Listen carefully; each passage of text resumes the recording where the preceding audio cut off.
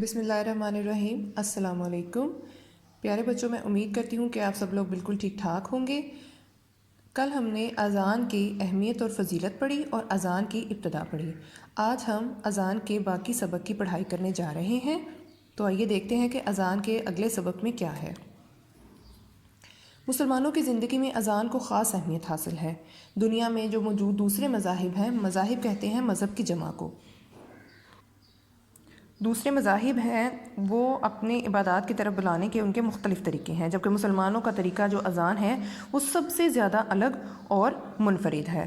اذان میں اللہ تعالیٰ کی بزرگی واضح ہوتی ہے کہ اللہ تعالیٰ ہی جو ہے وہ وحدہ لا شریک ہے۔ رسول صلی اللہ علیہ وسلم کی نبوت کی شہادت ملتی ہے اور انسان کو اس کی فلاح و کامرانی کا پیغام دیا جاتا ہے۔ لہٰذا ہر مسلمان کو چاہیے کہ جو ہی اذان کے الفاظ سنے ان الفاظ کو مؤذن کے ساتھ ہلکی ہلکی آواز میں دہرائے، یعنی کہ اذان کا جواب دے۔ مؤذن کو اسلامی معاشرے میں بلند مقام حاصل ہوتا ہے، اس کی بہت زیادہ جو ہے وہ معاشرے میں عزت ہوتی ہے۔ حضرت بلال رضی اللہ تعالیٰ عنہ مؤذن رسول تھے، اس لیے بڑے بڑے جید صحابہ رضی اللہ تعالیٰ عنہم ان کو سیدنا بلال رضی اللہ تعالیٰ عنہ یعنی کہ ہمارے سردار بلال رضی اللہ تعالیٰ عنہ کہہ کر مخاطب کرتے تھے۔ رسول صلی اللہ علیہ وسلم نے اذان کی فضیلت بیان کرتے ہوئے فرمایا ہے، قیامت کے روز اذان دینے والوں کی گردنیں تمام لوگوں سے بلند ہوں گی، گویا اللہ تعالیٰ روز قیامت ان لوگوں کو اذان کے باعث بلند مقام عطا فرمائیں گے۔ حضرت ابو ہریرہ رضی اللہ تعالیٰ بیان کرتے ہیں کہ رسول صلی اللہ علیہ وسلم نے فرمایا، اذان کی وجہ سے مؤذن کی مغفرت کر دی جاتی ہے۔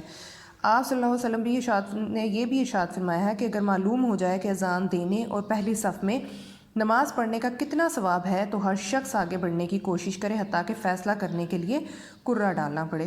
کرہ ڈالنا کہتے ہیں کہ کسی بھی کام کو کرنے کے لیے تمام تر لوگوں کے نام لکھ کر ایک سائڈ پہ کر لیے جائیں اور اس میں جو ہے وہ یعنی کہ پھر یعنی کہ جس کا شخص کا پہلے نام آئے تو اس کو آگے بڑھنے کا موقع دیا جائے۔ اس طریقے سے ہم اس سبق میں جان رہے ہیں کہ اذان دینے کی کس قدر زیادہ فضیلت ہے، کیونکہ یہ انتہائی فلاح والا کام ہے اور مسلمانوں کو نماز اور فلاح کی طرف بلانے کا اعلان ہے۔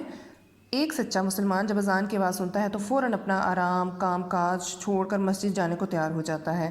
جب بار بار اس کے کانوں میں رب کا پیغام پہنچتا ہے تو اس کا ایمان مضبوط تر ہو جاتا ہے اور اس کے دل میں اپنے رب کی عظمت ہمیشہ کے لیے بس جاتی ہے۔ بے شک اسے یقین حاصل ہو جاتا ہے کہ اس کی فلاح نماز کی ادائیگی میں بھی ہے، اور یہ بات بالکل ٹھیک ہے۔ اب ہم اذان کی فضیلت کے بارے میں پڑھیں گے۔ اذان کے فضائل کیا کیا ہیں؟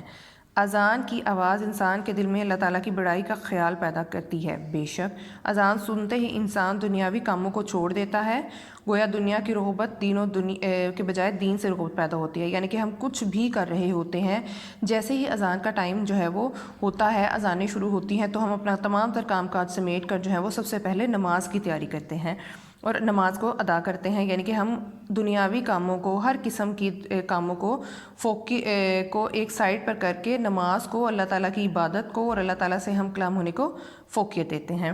جہاں تک اذان کی آواز پہنچتی ہے شیطان وہاں سے بھاگ جاتا ہے۔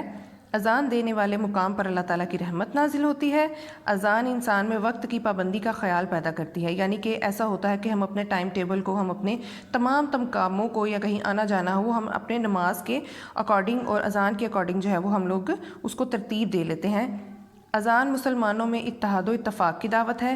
اتحاد بے شک تمام تر مسلمان، چاہے وہ چھوٹا ہو، بڑا ہو، بوڑھا ہو، جوان ہو، جب اذان ہوتی ہے تو وہ تمام تر لوگ جو ہیں جو ہیں وہ آگے پیچھے کی صفوں میں جو ہے وہ کھڑے ہوتے ہیں، اس طرح ان میں اتفاق و اتحاد پیدا ہوتا ہے۔ ایک ہی جگہ پر مل جل کر نماز ادا کرتے ہیں، آپس میں ہم کلام ہوتے ہیں اور اس طرح سے ان لوگوں کو آپس میں ملنے جلنے کا اور مسائل ڈسکس کرنے کا بھی جو ہے وہ موقع ملتا ہے۔ اذان کی آواز جہاں تک پہنچتی ہے وہاں تک موجود ہر چیز قیامت کے دن اذان دینے والے کے حق میں گواہی دے گی۔